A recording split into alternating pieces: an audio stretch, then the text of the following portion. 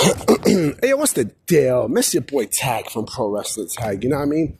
As of this recording right now, it is 7:31 p.m., October 22nd, 2025, but the upload time is 11:30 p.m., you know what I mean? And I have not done this video in a while. This kind of video I have not done in a while. And I say, you know what?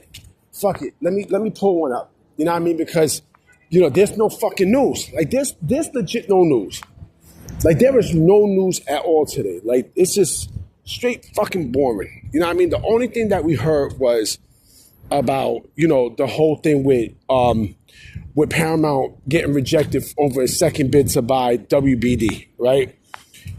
And the bullshit report that I heard that, Netflix isn't really interested at all in buying Warner Bros. Discovery, which I think is bullshit. I call bullshit on that. Because they're not gonna outright sit there and tell the truth about a sale. Like, they don't want to ruin the negotiations. You know what I mean? So, yeah. But I did hear something very interesting, though.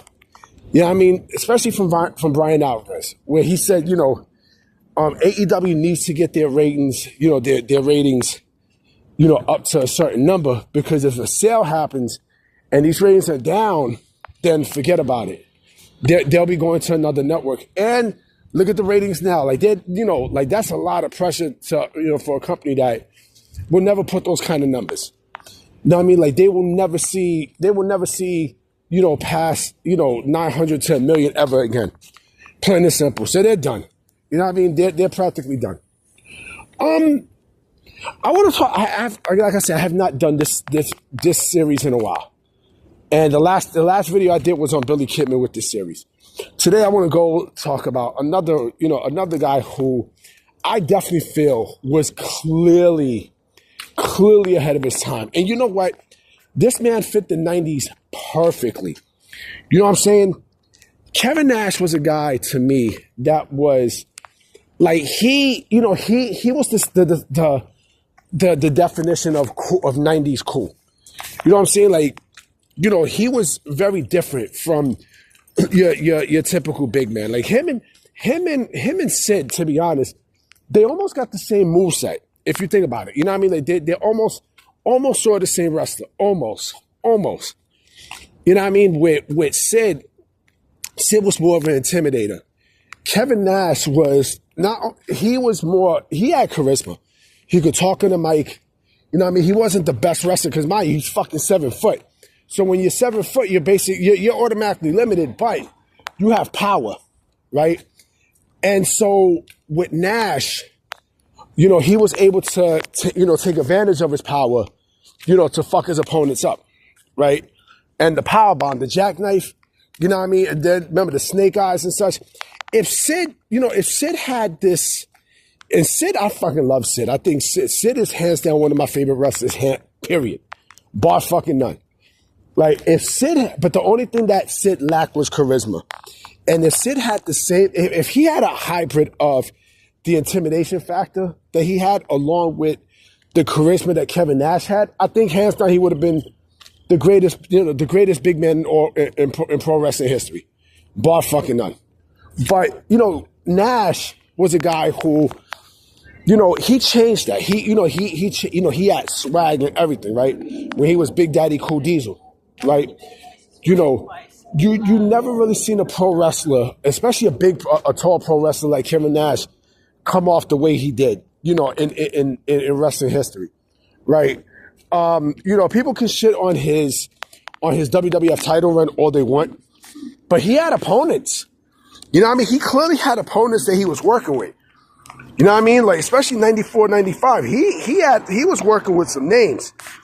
Now, I mean, we're talking about what? Owen Hart, Brett, British Bulldog, Bam Bam Bigelow, Kama, you know what I'm saying? Taker, you know what I'm saying? He was working with people. You know what I mean? Like, what it was that at the time, the WWF was going through, like, the new generation era did not fit him. It did not fit him. You know what I'm saying? Like, he was more of a realistic type of wrestler. You know what I mean? And I think the new generation kind of fucked them up a bit. But also remember this, also at the time, Hogan wound up going to WCW along with Savage, and he took the rest of the guys that were stars from years prior with him. You know what I mean? So that everyone followed and shit, right? But, he also battled Scott Hall too, but still he had, you know what I'm saying? He definitely had swag on him for sure. You know what I mean? And then when he went to WCW, like that swag kind of pushed up to heights. You know what I'm saying? And mind you, Nash basically falls in the same line as, all the other wrestlers who were not a fan of it growing up. I mean, he played basketball, right? He played basketball for the University of Tennessee. He was not All-American, but he was a big piece, into the University of Tennessee. You know what I'm saying? And I think he led them to the NCAA tournament and such, right? I'll have to go back and check his stats, but, he got injured in Germany. He was undrafted by the NBA, got injured in Germany, and then took a deal as a bouncer where, he seen a lot of NWA wrestlers and such, right?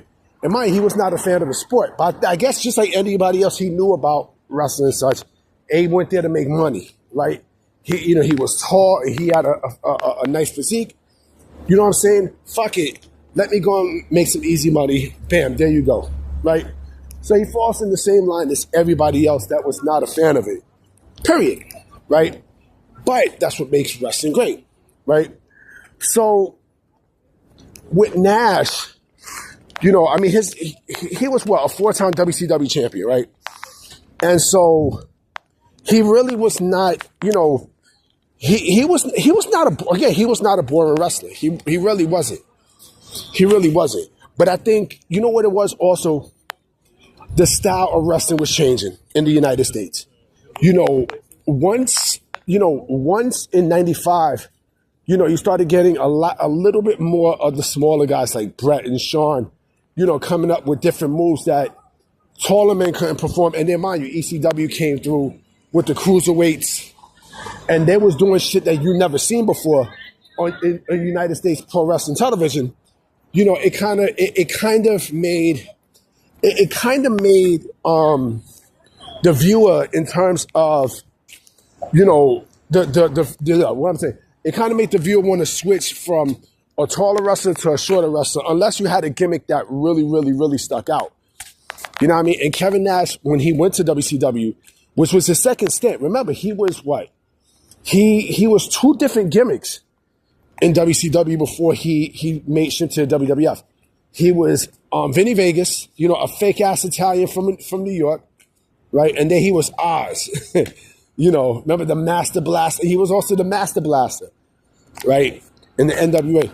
But, again, he made it cool. Like, he had a cool factor.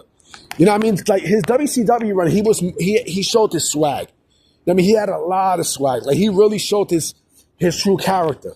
You know what I'm saying? He was completely different from what Diesel was. And, because he was more in your face and lively, right? You know what I mean? He wound up coming back to WWE, after WCW got purchased by WWE. You know what I mean? The whole NWO thing. And, I don't think they could have rekindled that magic with Kevin Nash, but fuck it. And he also had a good match with The Undertaker too. I forgot what pay-per-view it was, and I think it was his last match before jumping ship. I think it was Shawn Michaels. One of the two. It was one of the two. But he was ahead of his time. You know what I mean? If he debuted now in today's pro wrestling era, like he'd still be the shit. He'd still be the shit. Because again, like you never really seen a pro wrestler like him. Even still now to this day, you have the closest that we kind of got to something like that would probably be in today's day and age. I probably would have to say maybe Damian Priest. Maybe Damian Priest. You know what I'm saying? I think Priest is the closest that we get, for a tall wrestler with fucking swag. You know what I mean? And yeah, like I said, Kevin Nash was, he was that dude. He was not my favorite. He was not one of my favorite wrestlers, but you know, I'm definitely a fan of his. You know what I'm saying? Like he's a person I can definitely talk pro wrestling with for sure, for sure. You know what I mean? But I mean, some of the things that he says now in his podcast. You know what I mean? Like he keeps it a buck. You know what I mean? He definitely keeps it a buck. He's not Jim Cornette. Shout out to Jim Cornette. You know what I mean? He's not Jim Cornette feared because because Tony Khan is scared of Jim Cornette. What? He's shook of him. But, you know, I could definitely have a conversation with Big Kev and, you know, we could definitely rock and talk all kinds of shit about pro wrestling and such. You know what I mean? But, yeah. So I had to make this video, you know what I mean? Because, again, like there was nothing today. Nothing came today, P. Nothing. You know? But anyway, let's see what happens. You know what I mean? You know, AEW is going to come on. It probably already passed after, you know, the recording of this video. So we don't know what the fuck happened. You know what I mean? But I'm going to definitely holler at you mañana. Peace.